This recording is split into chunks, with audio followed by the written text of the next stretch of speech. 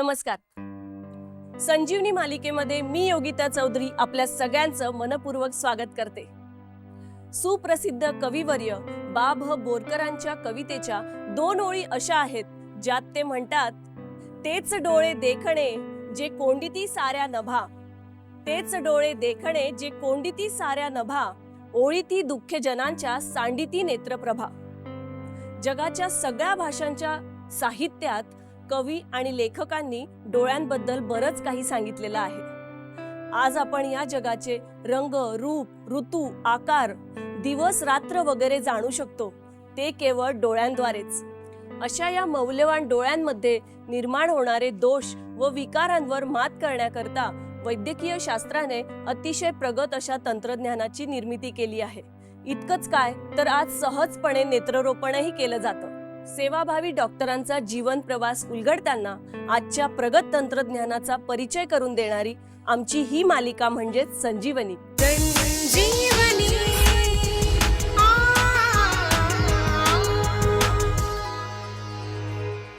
मालिकेच्या आजच्या भागामध्ये आपण डॉक्टर अनिलजी दूधभाते यांच्या आजवरच्या जीवन प्रवासाचा तसेच वैद्यकीय कारकिर्दीचा उलगडा करणार आहोत.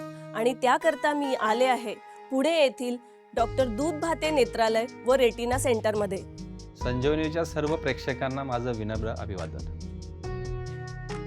एवढा मला विश्वास होता यांच्यावर की यांच्या बुद्धिमत्तेवर की पुढे जाऊन दोघांनी मिळून काहीतरी मोठं आम्ही करू.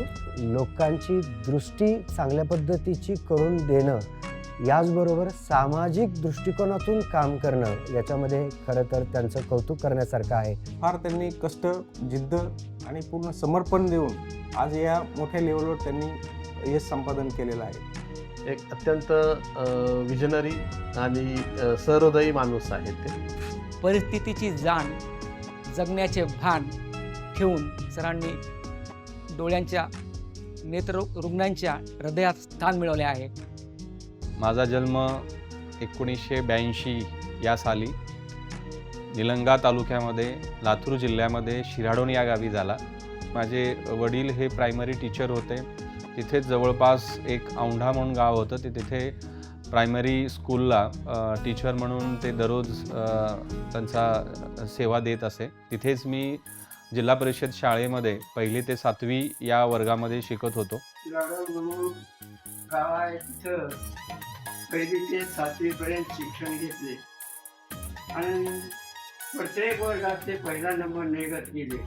माझे बाळ लई कौतिक आहे, माझे बाळ लई हुशार आहे. माझ्या बाळाचं लई मला नवल वाटतंय. हुशार बी तेवढाच होता, खोडकर बी तेवढाच होता. गोट्या खेळायचा, कबड्डी खेळायचा, विट्टी दांडू खेळायचा. आई दंडुका घेऊन गेली तर बी ह्या रोडनं गेली की त्या रोडनं निघायचा, असं चकली मारायचा.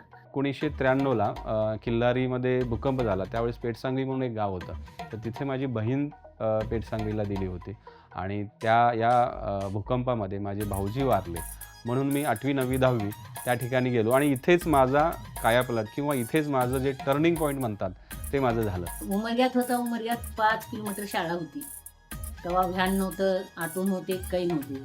सायकलीनं जायचं. आमच्या मिस्टरची सायकल होती मोठी, ती चैन पडायची, घेऊन जायचा. तसंच चैन पडली की तसंच घेऊन जायचा, तसंच यायचं. उमरगा या तालुक्याच्या ठिकाणी बहिणीसोबत वास्तव्याला असताना डॉक्टर अनिलजींचा परिचय डॉक्टर शेंडगे यांच्याशी झाला आणि हा परिचय अनिलजींच्या जीवनाचं ध्येय निश्चित करणारा ठरला. डॉक्टरांची परिस्थिती म्हणजे ते मजुरीवरती कामावरती जाऊन खड्डे खणून ते 11वी 12वी झाले. 12वी झाल्यानंतर त्यांचे चांगले मार्क पडले म्हणून ते MBBSला गव्हर्नमेंट कॉलेजला लागले आणि हे वाचल्यानंतर गव्हर्नमेंट मेडिकल कॉलेजला तुम्हाला 1ही रुपया खर्च येत नाही.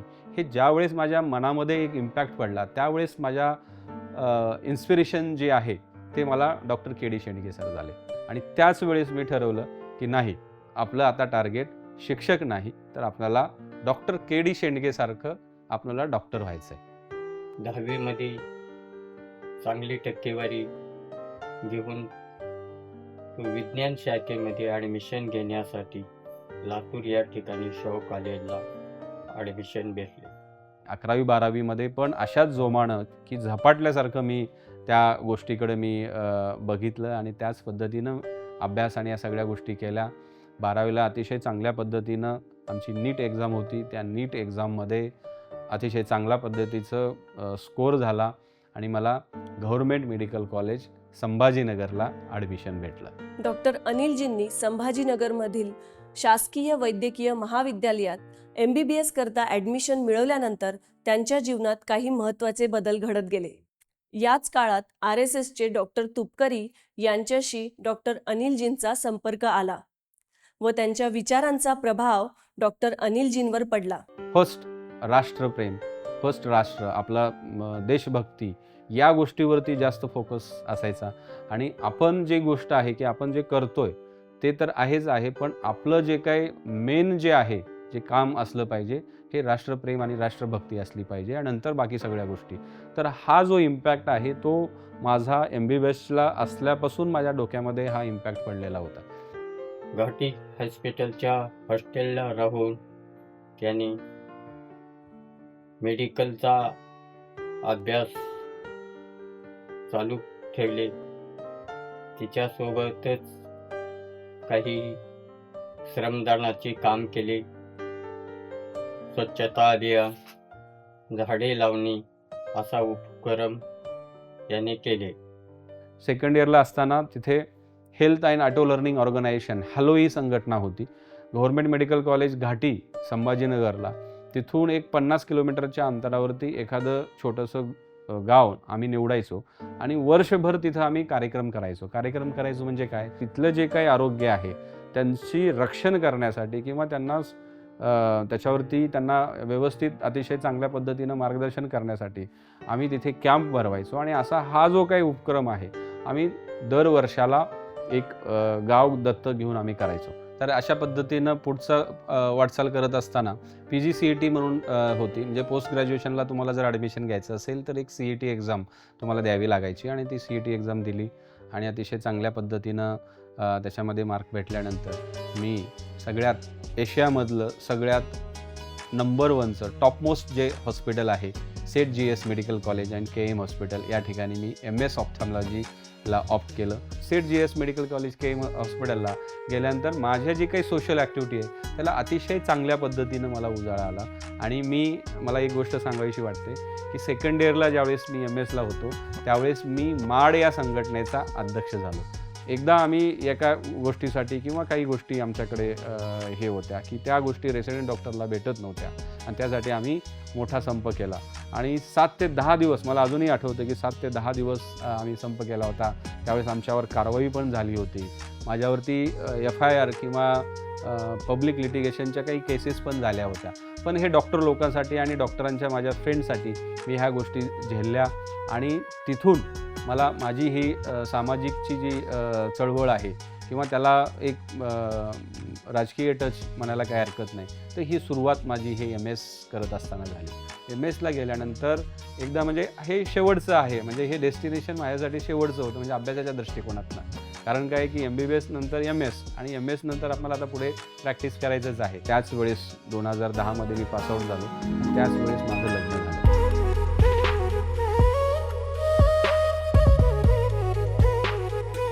लग्नानंतर मी प्रथमच सोलापूरहून मुंबईला राहायला गेलो आणि मुंबईला जेव्हा मी राहायला गेलो तेव्हा मुंबईमध्ये आम्ही हॉस्टेलवर राहिलेलो आहे. बेड होतं, नंतर किचन होतं, नंतर तिथे सगळ्या गोष्टी एकाच रूममध्ये होत्या. अशा परिस्थितीमध्ये मी तिला 2010मध्ये घेऊन गेलं. पण ते 1 वर्षभर आम्ही तिथे काढलं आणि तिथे मी यांना म्हणजे हे अजून शिकत होते, तर असा आमचा प्रवास सुरू झाला होता. पण ही गोष्ट कुठंपर्यंत आपण हे करायची, कारण माझ्या डोक्यामध्ये सतत हे चालू होतं की आपण प्रायव्हेट प्रॅक्टिस करायची, कुठेही नोकरी करायचं नाही. तो विचार मनामध्ये असतानाच मी पूर्ण महाराष्ट्रामध्ये याची चाचपणी केली की ज्या ठिकाणी मी असं ठरवलं की बाबा ज्या ठिकाणी मला लेक्चरर म्हणून भेटेल त्याच ठिकाणी मी प्रायव्हेट प्रॅक्टिस करणार. बऱ्याच ठिकाणी मी ट्राय करायचो, बऱ्याच ठिकाणी फॉलोअप करायचो, पण मला जे फास्ट हवं असायचं ते भेटायचं नाही. तर मी विचार केला की ठीक आहे, कुठेही लेक्चरशिप भेटत नाही तर मी मेडिकल ऑफिसरशिप करण्याचा विचार केला. तिथेच पनवेलला मेडिकल ऑफिसरशिप घेण्याच्या तयारीमध्ये मी होतो आणि त्याच वेळेस मी अजूनही मला आठवतो कारण तो माझा जीवनातला एक टर्निंग पॉईंट आहे. त्याच वेळेस मी मंत्रालयात असतानाच मला आदरणीय डॉक्टर अरविंद भोरे सरांचा फोन आला अरविंद भोरे सर हे नवले मेडिकल कॉलेजचे डीन आणि डायरेक्टर होते. भोरे सरांनी सांगितलं की तुला लेक्चररची इथे अपॉइंटमेंट असिस्टंट प्रोफेसरची तुला पोस्ट भेटलेली आहे, तू उद्यापासून तू नवले मेडिकल कॉलेजला जॉईन करू शकतोस.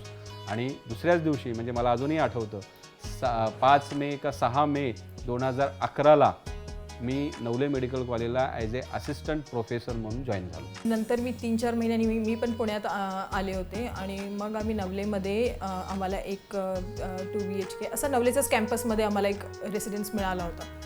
तर तिथे मग याला लेक्चरशिप होतं आणि मी ॲज अ ट्युटर म्हणून anatomy department Navale hospital join केलं होतं. माझी पहिली 2 व्हीलर होती जी अजूनही आहे.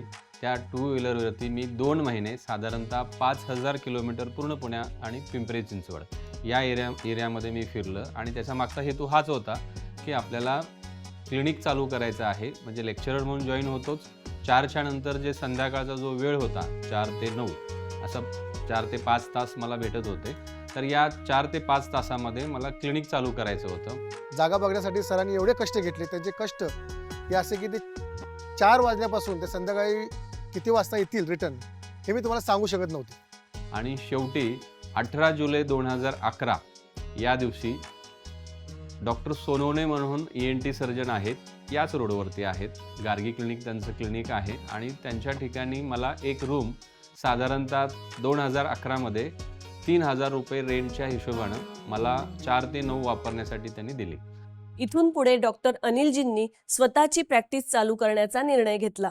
मात्र मोठी अडचण होती ती म्हणजे नेत्रचिकित्सेची आधुनिक इक्विपमेंट्स विकत घेण्याची. ज्यावेळेस मी क्लिनिक चालू केलं त्यावेळेस माझ्याकडे एकच माझा स्टाफ होता आणि तो संदीप मोरे म्हणून. पेशंटची येण्याची टायमिंग आम्हालाही माहीत नसायचं. मी आतमध्ये जायचो, सरांनी विचारायचं, परत 2-3 गप्पा गोष्टी करायचो. एक दिवस पेशंट येत नसे, 2-2 दिवस 3-3 दिवस पेशंट येत नव्हते, कारण सुरुवातीचा पहिलाच काळ. त्याच्यानंतर पेशंट असे वाढायला लागले. 1-2 पेशंट झाले, 3 झाले, 4 झाले. पण सरांची एक गोष्ट मला आवडली की ते सर कधी असे म्हणजे निगेटिव्ह नसायचे.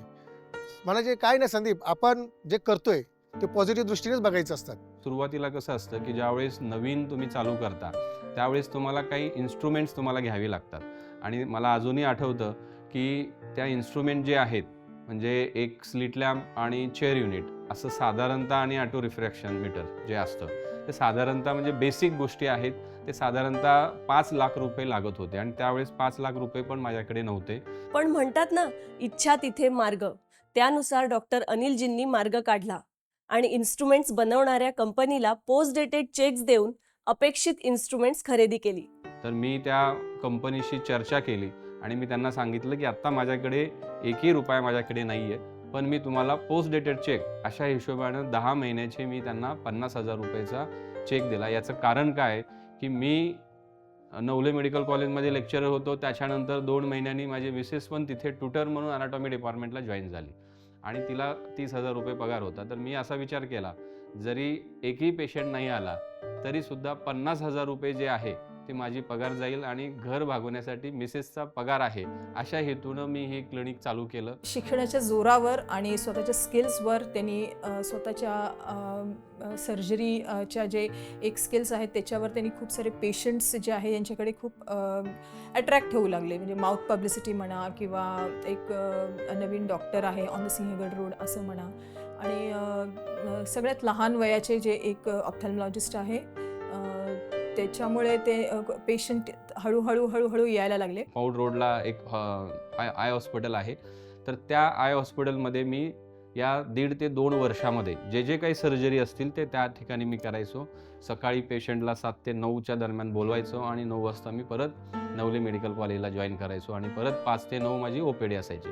तर असा हा प्रवास म्हणजे साधारणतः 2 वर्ष मी हे असं करत आलो आणि पेशंटची संख्या वाढली, पेशंटचा माझ्यावरचा विश्वास वाढला आणि बऱ्याचशा अशा क्लिष्ट अशा शस्त्रक्रिया आपण या ड्युरेशनमध्ये आपण सक्सेस करून दाखवल्या आणि त्यामुळं पेशंटचा माझ्यावरचा आणि हॉस्पिटलवरचा हळूहळू त्याच्यावरचा विश्वास वाढला. आमच्या जवळ असणाऱ्या दोघांनी सरांकडे ऑपरेशन करून घेतल्यामुळं त्यांचा एक्सपिरियन्स त्यांनी सांगितलेला होता. त्याच्यामुळे मी डायरेक्ट सरांशी कन्सर्न झाले. मी इथं येऊन छानपैकी माझ्या दोन्ही डोळ्यांचं व्यवस्थित ऑपरेशन करून घेतलं. इथला स्टाफ आणि डॉक्टर यांचं मार्गदर्शन एवढं स्पष्ट आणि अचूक होतं की त्याच्यामुळे मी निर्धास्तपणे हा माझा चष्मा मुक्तीचा प्रवास मी चालू केला आणि आता मला 1 वर्ष होतं आहे विदाऊट चष्मा मी आता ऑफिसमध्ये काम करते आणि अजून कॉन्फिडंट त्याच्यामुळे मला वाटतंय. एक वेळ अशी आली की आता ही जागा कमी पडती आणि याच्या पुढे आपण आता जायला हवं. सो तिथूनच जवळ आम्ही एक फ्लॅट घेतला होता 2 BHK आणि तिथे मग आम्ही ते रेनोव्हेट करून थोडं हॉस्पिटल एक सुरू केलं. तिथे आपण OPD पण चालू केली, तिथं आपण OT पण चालू केली आणि सगळ्या गोष्टी एकाच क्षेत्राखाली होत असल्यामुळं आणि पेशंटचा त्याच्यामध्ये विश्वास हा जास्त प्रमाणात वाढत गेला, पेशंटची संख्या वाढत गेली. जे तंत्रज्ञान आपल्या या जगामध्ये नवीन तंत्रज्ञान येत गेलं त्या पद्धतीनं आपल्या हॉस्पिटलमध्ये ते अद्ययावत करत गेलो. म्हणजे आत्ताच्या घडीला आपण जे नवीन हॉस्पिटलमध्ये आपण शिफ्ट केलेलं आहे, 1 वर्ष साधारणतः जुलै महिन्यामध्ये होईल. 10 ते 12,000 स्क्वेअर फीटमध्ये आपण याचं या वास्तूमध्ये बांधकाम केलेलं आहे. आणि नुसतं हे मोठी वास्तू नाही आहे, तर या ठिकाणी जे वापरण्यात आलेले जे तंत्रज्ञान आहे, म्हणजे कॅटरॅक्ट सर्जरीच्या याच्यामध्ये जे काय ॲडव्हान्स AI टेक्नॉलॉजीचा वापर करून जी तंत्रज्ञान प्रणाली वापरली गेलेली आहे, तर या तंत्रज्ञानाचा वापर आपण आता या हॉस्पिटलमध्ये आपण करत आहे. हे हॉस्पिटल चालू करण्यापूर्वी मला आठवतं अजून आम्ही दिल्लीला एक सुपर स्पेशालिस्ट ऑप्थॅल्मचं हॉस्पिटल पाहण्यासाठी गेलो होतो. त्यांचं ते विजन होतं की तशा प्रकारे आपल्याकडे पुण्यामध्ये सुद्धा सुपर स्पेशालिटी ऑप्थॅल्मचं हॉस्पिटल चालू करायचं.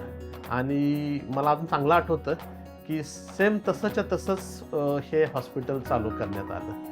कंटोरा विजन HD लॅसिक हे जे अद्ययावत लेसिकच्या प्रणालीमध्ये जे काही अद्ययावत टेक्नॉलॉजीचा वापर करून आपण शस्त्रक्रिया केली जाते, ती मशीन किंवा ती तंत्रज्ञान आपण या दुधभाते नेत्रालयामध्ये आपण आता चालू केलेली आहे. याच्यासोबतच आता आणखी एक नवीन याच्या पलीकडे जाऊन आपण चालू केलेलं आहे की ज्यांचं वय 40पेक्षा जास्त आहे. कारण लेसिक सर्जरी वगैरे जे आहे ते 40 वर्षापर्यंतच ते त्यांना फायदा होतो, पण 40च्या पलीकडच्या लोकांना ज्यांचं 45 आहे, 50 आहे, त्यांना जवळचा पण नंबर असतो. तर जवळचा आणि लांबचा अशा दोन्ही गोष्टीचा जर नंबर जर घालवायचा असेल तर साधारणतः प्रिलेक्स म्हणून एक सर्जरी आपण हे केलेली आहे. त्यामुळं तुमचा नंबर जवळचा आणि लांबचा ह्या दोन्ही गोष्टी जातात आणि या सर्व टेक्नॉलॉजी एका छताखाली या डॉक्टर दुधभाते नेत्रालयामध्ये आपण करत आहोत. डॉक्टर दुधभाते नेत्रालयामध्ये साधारणतः 12 डॉक्टर लोकांची टीम आहे. कारण डोळ्यामध्येही त्याच्यामध्ये सुपर स्पेशलायझेशन असतं. कॉर्नियाचे डॉक्टर वेगळे असतात, रेटिनाचे डॉक्टर वेगळे असतात, रिफ्रॅक्टिव्ह सर्जरीचे डॉक्टर वेगळे असतात, स्क्वीन सर्जरीचे डॉक्टर वेगळे असतात, काचबिंदूचे डॉक्टर, अशा प्रकारचे 12 जे डॉक्टर आहेत, ती डॉक्टरांची टीम या डॉक्टर दुधभाते नेत्रालयामध्ये कार्यरत आहे. तंत्रज्ञान जे काय अद्ययावत उपलब्ध असतं त्यामध्ये फार आवड आहे आणि जगामध्ये जे नवीन नवीन गोष्टी येतात तर त्यांना त्यांच्या पेशंटसाठी कशा उपलब्ध करून देता येतील यासाठी ते सतत प्रयत्न करत असतात. व्यवसायात जम बसताच डॉक्टर अनिलजींनी स्वतःच्या मुलाच्या नावाने आदित्य फाउंडेशन या NGOची स्थापना केली. आम्ही ज्या परिस्थितीतून आलेलो आहोत किंवा आम्ही ज्या खेडेगावातून आलेलो आहोत तिथून वर जे आलेलो आहोत तिथं आम्ही जे परिस्थिती बघितलेली आहे की काही लोकांना अगदी बेसिक सोयी मिळत नाही आहेत, तर त्यांच्यासाठी काहीतरी करायचा जेव्हा आम्ही केपेबल होऊ तेव्हा विचार केलेलाच होता. तर जसा हा जन्माला आला तेव्हा मला वाटलं की नाही, याच्या नावाने आपण काहीतरी हे करूया की सुरुवात तरी करूया. तर आम्ही आदित्य फाउंडेशनची स्थापना केली.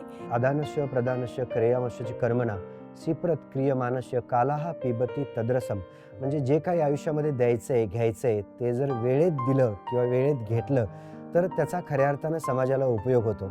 आणि एक वैद्यकीय व्यवसायामध्ये कार्य करत असताना डॉक्टर अनिल दुधभाते सरांनी हे प्रिन्सिपल फारच प्रामुख्यानं पाळल्याचं दिसतं.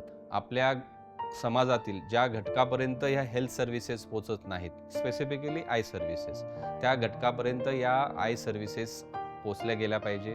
त्यासाठी आम्ही मोबाईल आय क्लिनिक म्हणजे एक कार्डियक ॲम्ब्युलन्स त्याचं कन्वर्ट आम्ही मोबाईल आय क्लिनिकमध्ये केलं. आमची व्हॅन तिथे जाऊन त्यांचं डोळ्याचं चेकअप हे केलं जातं. जवळपास 10,000 मुलांचं आम्ही स्क्रीनिंग केलं, कारण लहान मुलं जे आहेत ते कधी कधी सांगत नाहीत. तर त्या लोकांचं आम्ही ज्यावेळेस स्क्रीनिंग केलं तर जवळपास 10% लोकांना हे चष्म्याचा नंबर आहे आणि त्यांना माहीतच नाही आहे. यामुळं काय होतं की चष्म्याचा नंबर जर असेल आणि तुम्हाला जर माहीत नसेल तर डोळा आळसी बनतो आणि त्याच्यामुळं कायमस्वरूपी अंधत्व येण्याचं प्रमाण हे वाढत असतं. तर या गोष्टी टाळण्यासाठी आम्ही हे बालगोकुलम दृष्टीदोष निवारण अभियान चालू केलेलं आहे. त्याच्यासोबतच डायबेटिक रेटिनोपॅथीमुळं अंधत्व त्यांना आलेलं आहे. तर या गोष्टी टाळण्यासाठी आम्ही मधुमेह अंधत्व निवारण अभियान आम्ही स्टार्ट केलेलं आहे. ज्या वेळेस आपण नेत्रदान दिवस असतो किंवा आय डोनेशन अवेअरनेस फोर्टनाईट असते, त्यावेळेस या समाजामध्ये एक रॅली काढतो की त्या रॅलीचा उद्देश हाच असतो की आपल्या समाजामध्ये एखादा जर मृत्यू जर हे झाला तर त्यामध्ये आय डोनेशन करून त्यावेळीच विदिन 6 तासामध्ये ते जर रिट्राईव्ह केलं तर अशा लोकांना जे कॉर्नियल ब्लाइंडनेसमुळं जे अंधत्व आलेलं आहे अशा लोकांना आपल्याला हे कॉर्निया लावून त्यांच्या जीवनामध्ये हा प्रकाशाचा किरण आपण आणून देऊ शकतो आणि हे सुंदर जग त्यांना पाहू शकतो. तर याच गोष्टीचा उद्देश ठेवून आपण नेत्रदान रॅली म्हणा किंवा नेत्रदान अवेअरनेस त्या संदर्भातले जे काही व्याख्यान आहे ते आपण या आदित्य फाउंडेशनच्या माध्यमातून आयोजित करतो. त्यांचे विचार ते फार मोठे आहेत. ते कधीच स्वतःला एका बंधनात बांधून ठेवत नाही, तर ते सतत पुढचा विचार करत राहतात. आणि पुण्यामध्ये त्यांनी MCA त्यांच्या ज्या डॉक्टर लोकांचे असोसिएशन असो त्याच्यामध्ये बी ते प्रतिनिधित्व असतात. कुठेही गेलो तर ते एक लिडरशिप स्वतःला प्रूव्ह करतात आणि त्यांना ते त्याच्यामध्ये आनंद वाटतो. नेत्ररोग तज्ज्ञ म्हणून त्यांचे कौशल्य तर उल्लेखनीय आहेच, पण त्याचबरोबर त्यांची अचूक निर्णय क्षमता, उत्कृष्ट संघटन कौशल्य, अथक परिश्रम करण्याची वृत्ती आणि शांत संयमी स्वभाव या सर्व गुणाच्या बळावर अल्पावधीतच दुधभाते नेत्रालय व रेटिना सेंटर हे महाराष्ट्रातील एक अग्रगण्य रुग्णालय म्हणून नावारूपास आले आहे. दूधभाते ऑप्टोमेट्रिक कॉलेज सुरू करण्यामागचा आमचा स्पष्ट उद्देश म्हणजे समाजासाठी दर्जेदार, उत्तम आणि कुशल असे नेत्रतज्ञ तयार करणे. आमच्या महाविद्यालयामध्ये प्रॅक्टिकल नॉलेजवर जास्त भर दिला आहे, जेणेकरून विद्यार्थी खऱ्या अर्थाने सक्षम बनतील. हार्डवर्क करून, फार सकारात्मक दृष्टिकोन ठेवून आणि सामाजिक जाण आणि भान ठेवून एक उद्योजकीय क्षेत्रातही डॉक्टर अनिल दुधभाते सरांचं जे योगदान आहे हे खूपच चांगल्या पद्धतीचं प्रभावी असं योगदान आहे. एवढे चांगले कष्ट एकदम करून एवढे फार उंचावर गेले आणि त्याच्याबद्दल मला फारच अभिमान आहे त्यांचा. आणि एकदम दोघंही एकदम एका विचारानं एका चांगल्या हितपटूर संसार त्यांनी फार छान केलेला आहे.